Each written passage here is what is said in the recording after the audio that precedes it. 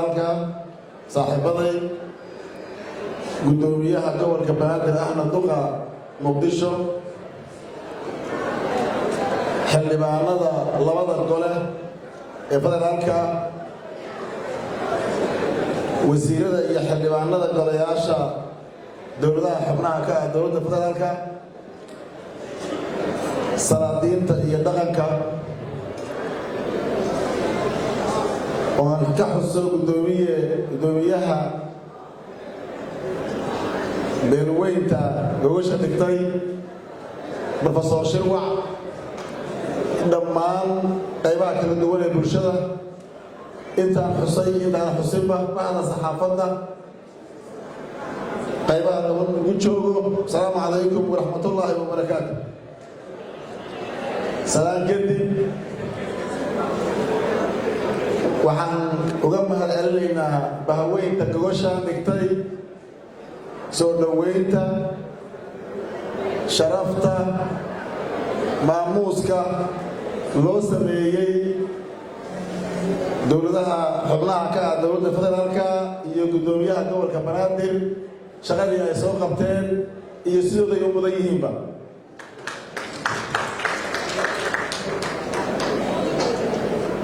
beelweyntan aad iyo aad oo mahadsantihiin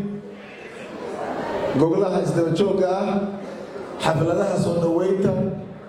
qiimaynta oo ay ka muuqato ku jirto nabad jecli dowladnimada hore u socota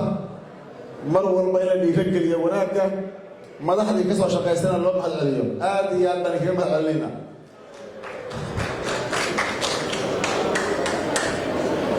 runtii hawl baa la soo maray marba meel soo joogtay oo ku saabsan arrimaha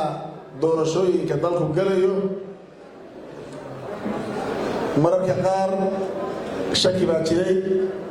waxaa la qabi karay walwal waxaa la qabi karay see wax u dhici doona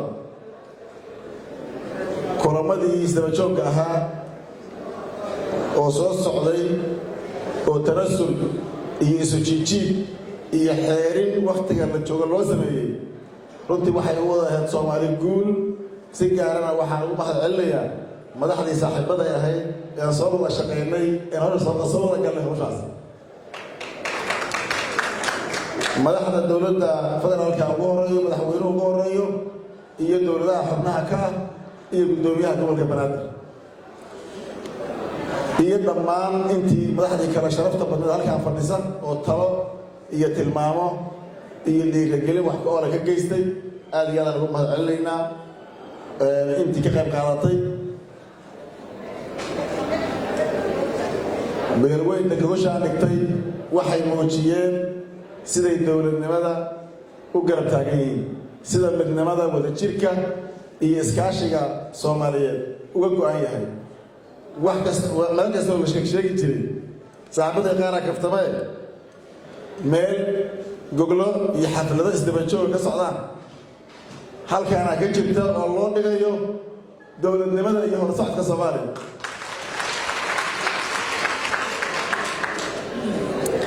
saaxiibkay madaxweyne axmeda wuxuu yidhi qoladii dhibka lagu tilmaami jiraa gobol shirisay qoladii dhibka lagu tilmaami jiraa 1 2 3 soo bilowday kuwa dhammaysay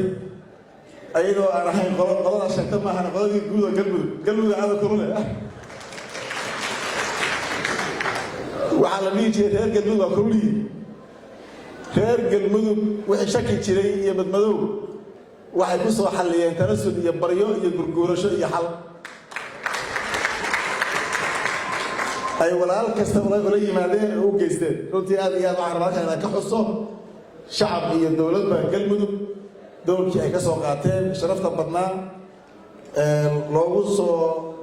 gogosha iyo xilka ay iska saareen inay halka maanta wax joogaan wax soo gaaraan guul bayna ku soo dhammaatay xafladdaanna waxaan u qaadanaynaa oo ina tahayba dhuusamareeb 1 iyo 2 iyo 3 gabagabadeediiyo xamar lagu sameeyey in loo dhigay waana ku maasintay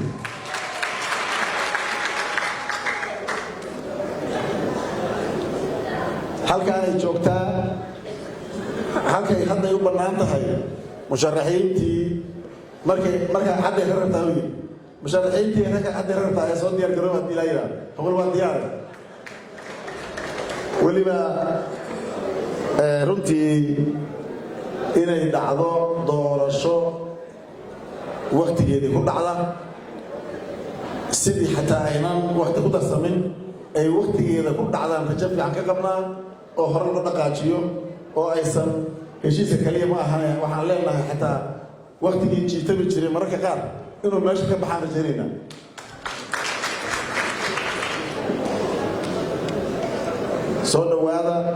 soo dhaweyntaan ka mahadcelinaynaa aad iyo aad u mahadsantihiin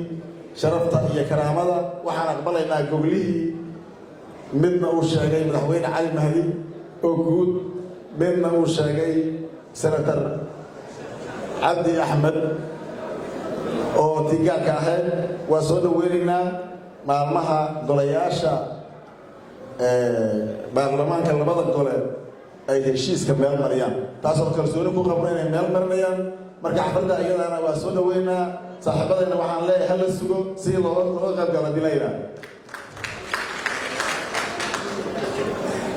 aad iyo aad u mahadsantihiin mar labaad iyo mar saddexaad